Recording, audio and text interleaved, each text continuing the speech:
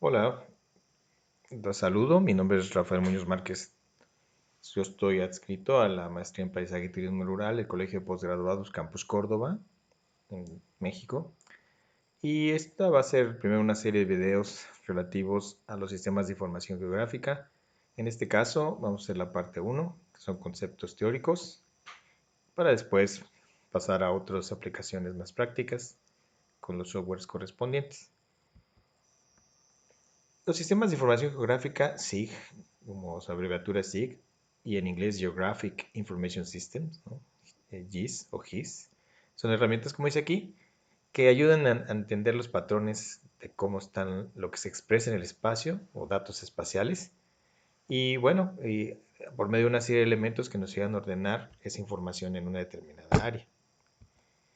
¿Qué es lo que se puede o qué puede ayudar el sistema de información geográfico? ¿Qué tipo de preguntas puede uno contestar a través de su utilización?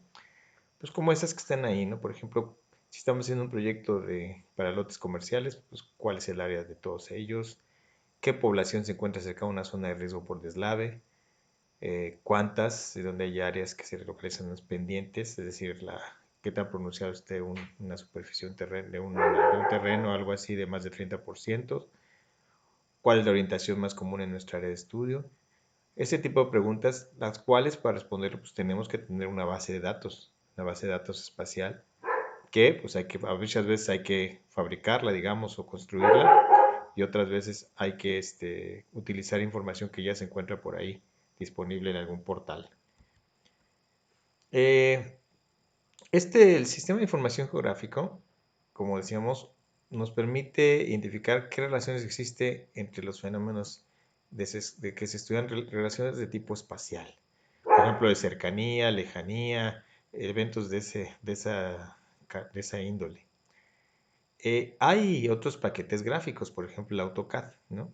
Que finalmente también ayudan a hacer, digamos, análisis gráficos, pero la situación aquí, la diferencia de un sistema de información geográfica con un software como el AutoCAD, es que el SIG tiene una adicionado o de alguna manera lo gráfico con una base de datos espacial, ¿no? Es decir, todo lo que está ahí está ligado a una base que uno puede consultarla y entonces cualquier línea, cualquier cosa ahí significa algo, ¿no?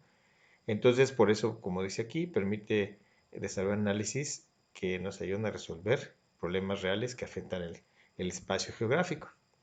Los elementos que conforman un SIG, pues ahí están, ¿no? Que es el hardware, es decir, los equipos de cómputo, por ejemplo, periféricos, etcétera, los programas de cómputo, el software, los datos, que es muy importante, y bueno, el personal que lo va a utilizar estos sistemas para, como es, capturar, almacenar, consultar, analizar y presentar todo el tipo de información que tenga una referencia geográfica. Eh, como decía hace un momento, el SIG entonces se puede apreciar como algo gráfico, pero que tiene anexo una información de atributos. Normalmente esos atributos están anexos, como vamos a ver en un momento, en forma de tablas. Esos datos en esas tablas contienen datos descriptivos y que por lo tanto uno puede, por ejemplo, si hay un punto, algún proceso, fenómeno que está representado por un punto, vamos a decir, por ejemplo, árboles que estén vistos como puntos, nosotros al seleccionarlo podemos consultar de la base de datos anexa aspectos de su altura, por ejemplo, si que existe esa información, qué tipo de especie, etcétera, ¿no? O un poste de luz, por ejemplo, en donde a lo mejor tiene algún tipo de especificación en la base de datos al respecto del material del poste o el tipo de cableado que tiene, etcétera, ¿no? Todo eso es lo que tiene la base de datos anexa a una expresión gráfica, digamos, ¿no? Aquí está lo que comentábamos. En el lado izquierdo tenemos los datos geográficos. En este caso, un mapa de coropletas que se llama, donde, por ejemplo, este es lugar donde hay una serie de lugares que tiene, pues algunos pueden ser provincias o estados. Y cada uno de estos es uno de los renglones. Vamos a decir, por ejemplo, esta zona pudiera ser, digamos, este renglón. Entonces, esta corresponde a todos estos datos. Aquí dice área, etcétera. Y bueno, esto puede ser tan grande como se necesite. Entonces, cada uno de estos renglones corresponde a una entidad gráfica, como aquí, ¿no? Y a esto se le llama, como dice aquí, tabla atributiva. Entonces tenemos los dos datos, datos geográficos y datos descriptivos de esos mismos datos geográficos, que normalmente, como dice aquí, son mapas por un lado y tablas atributivas por el otro. Ya habíamos comentado que, bueno, se requiere gente, bases de datos, hardware, software y métodos o procedimientos, porque no solo es, digamos, los softwares que se utilizan tienen una serie de procesos ya en su programación intrínseca, pero existe la posibilidad de hacer nuevas cosas, ¿no? Hay unos softwares diversos de código abierto o inclusive los comerciales que también permiten hacer cierto tipo de programación para desarrollar algunos procesos que no necesariamente estén inmersos en el paquete como tal, sino que sea algo que se requiera de manera muy específica y que no lo haga ese software, ¿no? Entonces, por eso hay que hacer un método de procedimiento adecuado. Eh, lo que compone un SIG es primero la entrada de datos de forma directa e indirecta. Bueno, directa es que vaya y lo midamos, ¿no? Y indirecta es que a lo mejor tenemos un geoportal. En México, por ejemplo, podemos pensar en Conavio o INEGI, que tienen datos ellos que puede uno tomar. El manejo de los datos, su manipulación y su salida. La salida, cual puede ser mapas o pueden ser pantallas, digamos, que a través de pantallas uno pueda analizar información. Eh, Normalmente los datos se almacenan de dos maneras, ¿no? Hay una que se llama el modo vector, ¿no? Eh, en términos generales, los vectores se representan los objetos de la realidad como si fueran elementos puntuales, puntos, o lineales, líneas o polígonos, ¿no? Entonces, eh, cada uno de ellos puede representar algo, dependiendo de nuestro propósito. Y una particularidad que debe de tener es que cada uno de esos objetos está perfectamente posicionado, es decir, georreferenciado, ¿no? Lo cual nos lleva a otro elemento que es los elementos de proyecciones, georreferenciaciones y demás, que ahorita no lo vamos a platicar, en otro video lo haremos, ¿no? Entonces, como dice aquí, cada posición en el mapa de un punto o de una línea, etcétera, tiene coordenadas únicas, ¿no? Y que los ubican en ese lugar específico, en el espacio, en la Tierra, digamos, ¿no? Eh, eso es importante, ¿no? Y por otro lado, después del modo vector, está el modo raster. Normalmente el modo raster es un espacio, como dicen, celdas, o vamos a poderlo visualizar como los píxeles de una cámara fotográfica, ¿no? Como dice aquí, usualmente de forma cuadrada, aunque hay otro tipo de píxeles, ¿no? También hexagonales, por ejemplo. Pero normalmente son cuadrados, ¿no? Eh, por lo tanto, la localización de los elementos en este caso pues también es una especie de coordenada, pero es una posición en línea como una columna y es una celda o un píxel que representa algún valor o algo, ¿no? Como dice, el área de cada celda que cada celda representa define la resolución espacial disponible. ¿A qué nos referimos con eso? La resolución se refiere al tamaño del píxel, es decir, a lo mejor un píxel de una imagen de satélite, que sería un raster, por ejemplo, que una imagen Landsat que sea de 30 por 30 metros. El píxel mínimo, pues, de 30 por 30 metros. Hay algún otro tipo de imágenes que son con una más alta resolución, es decir, que además en una área determinada hay muchos más píxeles, que es otra vez como en las cámaras fotográficas cuando se habla de megapíxeles, es decir, que en la pantallita de la cámara o del celular, por ejemplo, se dividen muchos, muchos, muchos cuadritos. Por eso en el argot de la representación gráfica, cuando la resolución no es tan buena, se dice que se pixelean las imágenes, se ven los cuadritos, ¿no? Entonces, mientras más chiquitos sean los cuadros, más alta es la resolución del raster. Y por lo tanto, también se requiere mayor capacidad del computador y el software para almacenar información. Aquí se ven los dos elementos, el raster y el vector. Por el lado izquierdo vemos la representación raster. Aquí tenemos un esquema de algún terreno, así que este es un río, este es una especie de casa, y estos son algunos otros elementos. Entonces aquí, por ejemplo, aquí vemos, está dividido el espacio en columnas y renglones. Como dijimos, cada uno de estos es un píxel de cierta resolución, ciertos metros por ciertos metros, de acuerdo a una determinada escala espacial. Y por ejemplo, aquí tenemos esto que de estos dos representan un pino, este es el río, como ven en esta cuestión, este son pinos a lo mejor y este es una casa. En el caso, este mismo elemento, en el caso del vector, son coordenadas X, Y y también Z, ¿verdad? De altitud puede ser.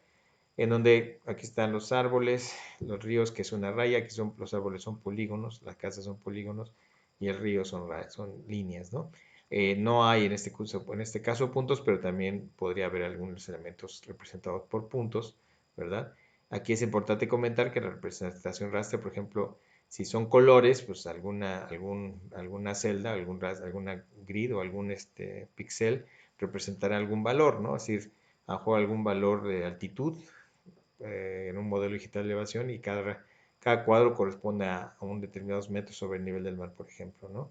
Si es que fuera eso, o puede ser alguna clasificación de una imagen por medio de colores, ¿no? En donde cada color tiene un valor, ¿no? Y entonces pues aquí tendríamos una serie de valores diferentes que cada valor corresponde a un determinado color. Ahondando un poco más entre lo que es uno y otro, ¿verdad? Vamos a ver que el vector tiene ciertas ventajas, ¿no? Porque es eficiente de acuerdo a la topología. La topología es una rama de la geométrica, vamos a decir, que no depende, digamos, como la geometría euclidiana de las formas exactas o las medidas, sino más bien es como relaciones de lo que está a un lado, lo que está en otro, lo que está atrás, adelante, etc. Entonces, eficiente de acuerdo con la topología y como resultado una implementación más eficiente de operaciones que requieren de este tipo de información como análisis de un mosaico. Y además es mejor para soportar gráficas, ¿no? Para cuando se trata de mapas dibujados a mano. También es una estructura de datos más compleja que un raster. ¿Por qué? Porque como decíamos, el raster es un simple XY y ahí está. Sin embargo, el vector como una línea o algo así tiene que tener más entidades para poder definir más información para poderla definir de una más adecuada manera, ¿no? Las operaciones de sobreposición son más difíciles de implementar. En el entorno de los SIGs hay procesos que son álgebra de mapas, es decir, ahorita vamos a ver que las variables se representan por capas, igual que por ejemplo el AutoCAD, que hay ciertos layers, ¿no? La diferencia, por ejemplo, es que en el AutoCAD un layer o una capa puede tener tanto puntos, líneas o polígonos, vamos a decir, en un layer, ¿no? Y entonces en un layer de instalación eléctrica, luego el otro layer de cimentaciones, por ejemplo, el otro layer de instalación hidráulica, y entonces uno puede apagar layers o prender layers y ver todo el plano, ¿no? En este caso, cada layer o cada capa corresponde a un elemento. Vamos a decir pendiente del terreno, vamos a decir uso de suelo, etcétera. Cada uno es una capa y solamente en el caso de vector representa cada capa son puntos o son líneas o son polígonos. No puede ser que una capa tenga mezcladas esas tres cosas, no sucede así en este caso, ¿no? Entonces, por eso, y en el caso, bueno, ahorita vamos a ver qué pasa con el raster, pero por esas razones es difícil sobreponer un mapa sobre otro para operaciones matemáticas o aritméticas más bien en este tipo de procesos. La alta variabilidad espacial es ineficiente. Por ejemplo, el caso de cuestiones ambientales, un ecotono simplemente no se puede representar bien con vectores. Tal vez con raster sí, pero no con vectores. Y bueno, a veces bueno, no son muy elegantes a veces las imágenes vectoriales, más sí lo pueden ser las rasters, como vamos a ver. Aquí, por ejemplo, tenemos una entidad espacial, por ejemplo, algunos arbustos, por ejemplo, o aquí un río con un meandro y aquí algunos otros elementos como un lago, ¿no? En las representaciones con puntos, ¿no? Por ejemplo, podemos representar esto con puntos, esto con líneas y esto con polígonos. Como decía, cada elemento, cada punto corresponde a un renglón, ¿no? Pues probablemente sea el 1. ¿Cómo sabemos cuál es cuál? El mismo sistema nos los indica cuando él le va asignando el número o bueno, nosotros también podemos darle el ID. A la hora de que nosotros estamos digitalizando, le damos un clic y si nosotros configuramos las cosas para que la tabla de atributos tenga ID y nosotros decimos, bueno, esto para nosotros es el 1, y tiene una altura de tal, etcétera. Entonces, bueno, así los vamos correlacionando sus datos con la entidad. En el caso de aquí, pues estas líneas igual, tiene su tabla de atributos, ¿no? Que cada uno pues, corresponde a un elemento. Aquí parece que este es un elemento, pues tiene dos renglones y este es otro elemento. Y aquí es solamente un polígono que tiene, pues en este caso, los atributos de superficie, etcétera. Como comentábamos en un principio, ¿qué nos puede dar el software per se? Pues con los datos que tiene, una buena georreferenciación, etcétera, nos puede medir fácilmente el área, una vez que sea esto digitalizado. es importante decir que no es mágico, es decir, el software no nos da así nada más las cosas, nosotros tenemos que construir la base de datos o adquirir una base de datos que nos permita determinar una serie de situaciones, ¿no? El raster, como decíamos, es una estructura simple de datos, se puede sobreponer muy fácilmente uno sobre otro, es la variabilidad como en el cotono, por decirlo, cuando cambio de un ecosistema a otro es más eficiente y bueno, puede realzarse muy fácilmente para imágenes, ¿no? Es menos compacta que la estructura de datos, que los vectoriales. Sin embargo, la topología a veces es un poco complicada. A veces la salida de los gatos de la salida de gráficos es menos estética porque se pixelea, como dice aquí, ¿no? Mientras que el vectorial no, pero depende de la resolución, ¿no? Por eso dice, puede solucionarse usando un número mayor de celdas, pero pueden ser, mientras más celdas tengan, más necesidad de almacenamiento en la computadora se requiere, lo cual resulta a veces en costos muy elevados. Entonces, por eso es difícil, ¿no? Aquí tenemos esto, miren, acá abajo tenemos dos capas, ¿no?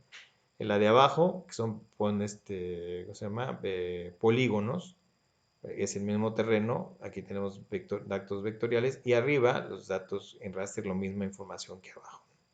Es un área urbana, por ejemplo, que es un polígono en el abajo, acá está representada por los píxeles, que es lo que dice en la slide anterior, que los bordes pues, son menos estéticos, ¿no? Porque se ven muy cuadrados dependiendo de la resolución de los píxeles, ¿no? De los datos que tengamos.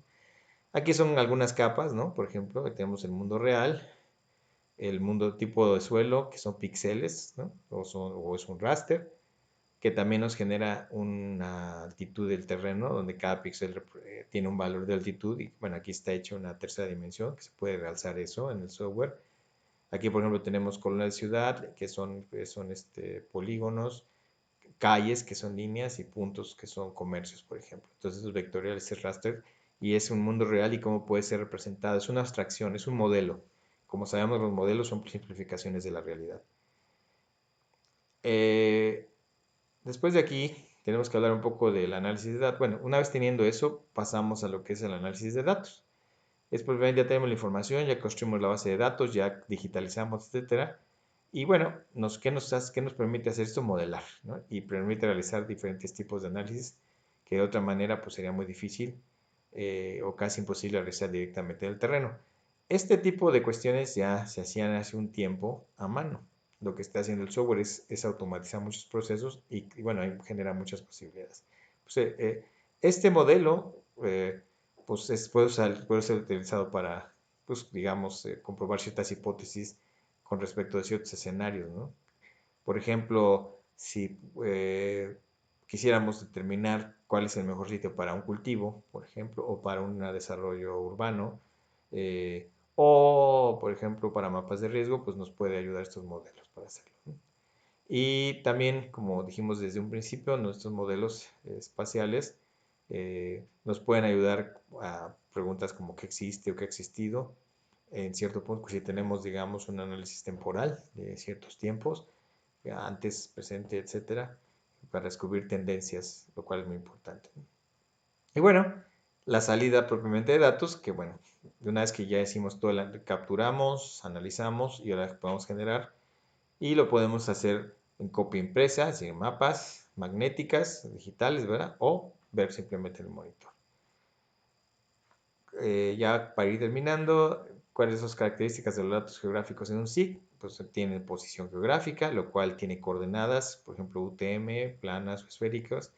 Esto lo platicaremos después. Atributos, como hemos dicho, espaciales y no espaciales. Espaciales son referente pues, a todas las coordenadas, etcétera. Y no espaciales, por ejemplo, son aspectos cualitativos, por decir algo. Las relaciones espaciales, como son la ubicación y la cercanía, y el tiempo, ¿no? Cuándo está sucediendo eso. Bueno, aquí vamos a dejar esta primera sesión.